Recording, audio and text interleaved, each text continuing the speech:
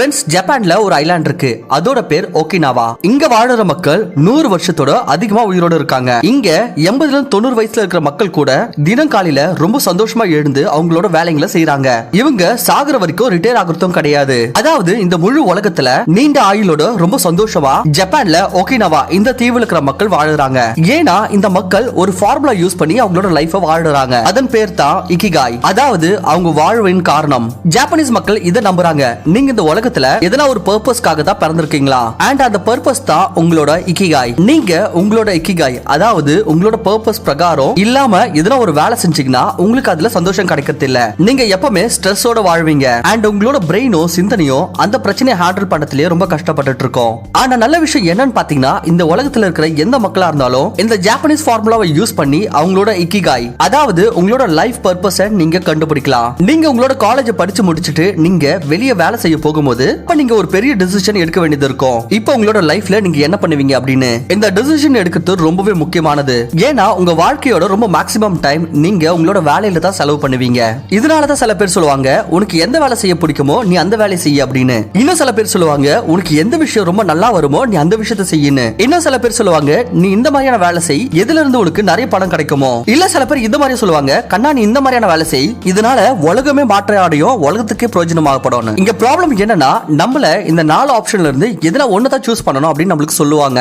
ஆனா இது ஒரு தப்பான அட்வைஸ். இக்கிகாய் இந்த 4 பார்ட்ஸோட ஒரு காம்பினேஷன். அப்படி இந்த 4ல எதனா ஒரு பார்ட் மிஸ் ஆச்சுனாலும் உங்க லைஃப்ல எந்த மாதிரியான ஒரு ப்ராப்ளம் வரும் அதை நம்ம ஒரு டயக்ராமோட புரிஞ்சுப்போம். முதல் சர்க்கிள் வந்து வாட் யூ லவ். இதுல வந்து உங்களுக்கு பிடிச்ச விஷயம், நீங்க எது செய்யறதுக்கு ஆசைப்படுறீங்களோ அது. ரெண்டாவது circle what you are good at. இதுல அந்த மாதிரியான விஷயம் வரும், எது நீங்க ரொம்பவே கை தேர்ந்திருக்கீங்க, நல்லா செய்ய முடியுமோ. தேர்ட் வந்து what you can be paid for. இதுல என்ன மாதிரியான ஒரு விஷயம் வரும்னு பாத்தீங்கன்னா, நீங்க செய்யற வேலைக்கான உங்களுக்கு காசு கிடைக்கும். அண்ட் லாஸ்ட் ஃபோர்த் சர்க்கிள் வந்து வாட் தி வேர்ல்ட் நீட்ஸ். இதுல இந்த மாதிரியான விஷயம் வரும், எது வந்து உலகத்துக்கு முக்கியம்ன்றது. இங்க பாருங்க, ஃபர்ஸ்ட் அண்ட் செகண்ட் சர்க்கிளோட காம்பினேஷன்ல உங்களுக்கு உங்களோட பேஷன் கிடைக்கும். அதாவது எந்த விஷயம் செய்யறதுக்கு உங்களுக்கு ரொம்ப பிடிச்சோ இருக்கு அண்ட் நீங்க பாத்தீங்கன்னா அதுல ரொம்ப கை தேர்ந்தும் இருக்கீங்க. சோ அந்த மாதிரியான வேலை தான் இருக்கும் உங்களோட பேஷன். ஃபார் எக்ஸாம்பிள், புது விஷயங்களை கத்துக்கிறது, ப்ரோகிராமிங் பண்றது உங்களுக்கு ரொம்ப பிடிக்கும் அண்ட் அந்த வேலையில நீங்க ரொம்ப நல்லாவும் இருக்கீங்க. சோ அதுக்கான யூஸ்ஃபுல் நாலேஜ் அட்டைன் பண்ணி ப்ரோகிராமிங் பண்றது உங்களோட passion. And second and third சர்க்கிளோட இன்டராக்ஷன்ல உங்களுக்கு கிடைக்கும் உங்களோட ப்ரொஃபஷன். அதாவது எந்த விஷயத்தை நீங்க நல்லா செய்யவும் முடியும்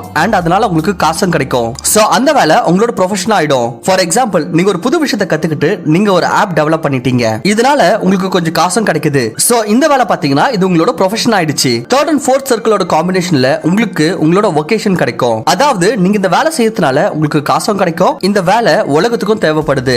உதாரணத்துக்கு நீங்க செஞ்ச ஆப் வந்து பாத்தீங்கன்னா அது உலகத்துக்கு ரொம்பவே அவசியம். சோ இந்த ஒர்க் பாத்தீங்கன்னா உங்களோட வொகேஷன் ஆயிடுது. அண்ட் லாஸ்ட்ல உங்களுக்கு உங்களோட மிஷன் கிடைக்கும். அதாவது எந்த விஷயம் வந்து உலகத்துக்கும் ரொம்ப முக்கியம் அண்ட் இந்த வேலை செய்யறது உங்களுக்கும் ரொம்ப ஃபேவரட். அப்ப நீங்க செய்யற ஒர்க்கே பாத்தீங்கன்னா உங்களோட ஃபேவரட்டான மிஷன் ஆயிடும். அண்ட் இது பாத்தீங்கன்னா இதுதான் உங்களோட ஃபேவரட் ஒர்க்கும் கூட. அப்போ நீங்க ஒர்க் பண்றதுக்கான ரீசனே உங்களோட மிஷன் ஆயிடும். உதாரணத்துக்கு எந்த ஆப் வந்து உலகத்துக்கு ரொம்ப அவசியமோ அந்த ஆப்பை வந்து டெவலப் பண்ற ஒர்க் பண்றது உங்களுக்கு ரொம்ப பிடிக்கும். இங்க பாத்தீங்கன்னா உங்களுக்கு பிடிச்ச விஷயம் அண்ட் உலகத்துக்கு தேவையானது, இது ஆயிடுச்சு உங்களோட மிஷன். ப்ராப்ளம் எப்போ வரனா, மக்கள் வந்து வெறும் உங்களோட பேஷனை மட்டும் ஃபைண்ட் பண்ண சொல்லுவாங்க. ஆனா வெறும் உங்களோட பேஷனை மட்டும் கண்டுபிடிக்கிறது அது பத்தாது. ஏன்னா அது இக்கிகாயோட வெறும் ஒரே ஒரு பார்ட் தான். நீங்க என்ன மாதிரியான ஒரு ஒர்க் வந்து கண்டுபிடிக்கணும்னா இது மிச்ச 3 காம்போனன்ட்ஸையும் சாட்டிஸ்ஃபை பண்ணணும். இத ஒரு எக்ஸாம்பிளோட சொல்றேன். உங்களுக்கு பிளாக் எழுத பிடிக்கும் அப்படின்னு வச்சுக்கலாம். நீங்க ரொம்ப கஷ்டப்பட்டு உங்களோட பிளாகிங் ஸ்கில்ல வந்து நீங்க இம்ப்ரூவ் பண்றீங்க. இப்போ நீங்க அதுல எக்ஸ்பர்ட் ஆயிட்டீங்க. இப்போ உலகத்துக்கு உங்களோட பிளாக்ஸை படிச்சு புதுசா எதுனா கத்துக்க கிடைக்குது. அதாவது உலகத்துக்கு இருக்கிற மக்களுக்கு வந்து உங்களோட ஒர்க் வந்து அவசியம் அண்ட் இது வந்து உங்களோட வேலைக்கு பதிலா உங்களுக்கு சில காசு எடுத்துன்னு வருது. அதாவது பிளாகிங் இந்த 4 காம்போனன்ட்ஸையும் சாட்டிஸ்ஃபை பண்ணுது. சோ பிளாகிங் உங்களோட இக்கிகாய். உங்களோட எய்ம் வந்து இந்த மாதிரியான ஒரு விஷயத்தை வந்து நீங்க கண்டுபிடிக்கணும். இது உங்களோட பேஷன், உங்களோட ப்ரொஃபஷன், உங்களோட வொகேஷன் அண்ட் உங்களோட மிஷன். இந்த 4 காம்போனன்ட்ஸையும் இது சாட்டிஸ்ஃபை பண்ணணும். அண்ட் இந்த 4 காம்போனன்ட்ஸ்க்கு நடுவுல தான் உங்களுக்கு உங்களோட இக்கிகாய் கிடைக்கும். அதாவது உங்களுக்கு இந்த மாதிரியான ஒரு வேலை கிடைக்கும். இந்த வேலையை நீங்க விரும்பி செய்வீங்க, இதுல நீங்க ரொம்ப நல்ல எக்ஸ்பர்ட்டா இருப்பீங்க அண்ட் இந்த வேலையால உங்களுக்கு காசும் கிடைக்கும் அண்ட் இந்த உலகத்துக்கும் உங்க வேலையோட அவசியம் இருக்கு. அப்படி இந்த 4 விஷயமும் சாட்டிஸ்ஃபை ஆனா மட்டும்தான் நீங்க நீண்ட நாள் ஸ்ட்ரெஸ் இல்லாத ஒரு சந்தோஷமான வாழ்க்கையை வாழ முடியுது. இன்னொரு எக்ஸாம்பிள் பார்க்கலாம். சச்சினுக்கு வந்து கிரிக்கெட் விளையாட பிடிக்கும். சோ இதனால அவரு இத பிராக்டிஸ் பண்ணி இதுல ரொம்ப நல்லா ஆயிட்டாரு. கிரிக்கெட் விளையாடுறதுனால பண்றதுனால இவருக்கு காசும் கிடைக்குது அண்ட் மக்களுக்கு இவரோட பேட்டிங்கும் ரொம்ப பிடிச்சிருக்கு. அதாவது உலகத்துக்கு இவரோட அவசியம் இருக்கு. சச்சினுக்கு வந்து கிரிக்கெட் இந்த 4 காம்பனன்ட்ஸையும் சாட்டிஸ்ஃபை பண்ணுது. அதாவது கிரிக்கெட் சச்சினோட இக்கிகாய். உங்களுக்கு எத்தனை பாப்புலர் பர்சனாலிட்டிஸ் உங்களுக்கு தெரியுமோ அவங்க லைஃப்ல அவங்க இக்கிகாய் ஃபைண்ட் பண்ணிருப்பாங்க. அண்ட் இந்த காரணத்தினால தான் அவங்க இவ்வளவு முன்னேறியும் இருக்காங்க. இக்கிகாயை ஃபைண்ட் பண்றது ரொம்பவே இம்பார்ட்டன்ட். ஏன்னா இதனால நீங்க உங்களோட ஒர்க்ல ஃப்ளோ ஸ்டேட்டை வந்து நீங்க அச்சீவ் பண்ணலாம். ஃப்ளோ ஸ்டேட்னா நீங்க உங்களோட வேலையில இவ்வளவு மூழ்கி போயிடுறீங்க, உங்களுக்கு மிச்சம் எந்த ஒரு விஷயமும் மேட்டராவே இருக்காது. அண்ட் இந்த ஃப்ளோ ஸ்டேட் தான் எக்ஸ்பர்ட், ஆர்டிஸ்ட் அண்ட் ஜீனியஸ் பர்சனாலிட்டிஸோட பவரே. அவரோட இக்கிகாயை ஃபைண்ட் பண்ணி அதுல ஒர்க் பண்ணதுனால தான் ஆப்பிளோட ஃபவுண்டர் ஸ்டீவ் ஜாப்ஸ்க்கு ஜப்பானோட ஆர்டிஸ்ட் அண்ட் இன்ஜினியர்ஸ் ரொம்ப பிடிச்சிருக்கு. 1980ல ஸ்டீவ் ஜாப் ஜப்பான்ல இருக்க சோனி ஃபேக்டரியை வந்து விசிட் பண்ணப்போ அப்பா அவரு அவங்க கிட்ட இருந்து நிறைய புது விஷயங்கள் கத்துக்கிட்டாரு. அண்ட் இந்த விஷயங்களை அவரோட கம்பெனில இம்ப்ளிமெண்ட் பண்ணாரு. ஈவன் ஸ்டீவ் ஜாப்ஸ்க்கு டெய்லி யூனிஃபார்ம் போடுறதுக்கான ஐடியாவும் அங்க இருந்து தான் கிடைச்சது. உலகத்தோட one of the most popular animation studio ஜப்பானோட ஸ்டுடியோ கிக்லி ஓட founder and animator Hayao Miyazaki அவரோட ஒர்க்ல வந்து அவர் எவ்வளவு இன்வால்வ் ஆயிருப்பாருன்னு பாத்தீங்கன்னா ஈவன் சண்டே நேஷனல் ஹாலிடேஸ்ல கூட அவர் ஸ்டுடியோலயே வேலை செஞ்சுட்டு இருப்பாரா. ஈவன் 79 இயர்ஸ் ஆனதுக்கு அப்புறமாவும் அவரோட வேலை செஞ்சதுனால அவர் டயர்ட் ஆனதே இல்லையா. ஏன்னா அவரோட இக்கிகாயை ஃபைண்ட் பண்ணிட்டாரு அண்ட் அவரு அதுல தான் ஒர்க் பண்ணிட்டு இருக்காரு. ஜப்பானீஸ் ஷெஃப் ஜீரோ ஓனோ இன்னைக்கு 94 இயர்ஸ் ஆனது பிறகும் வேர்ல்டோட பெஸ்ட் சூஷி டிஷ் குக் பண்றாரு.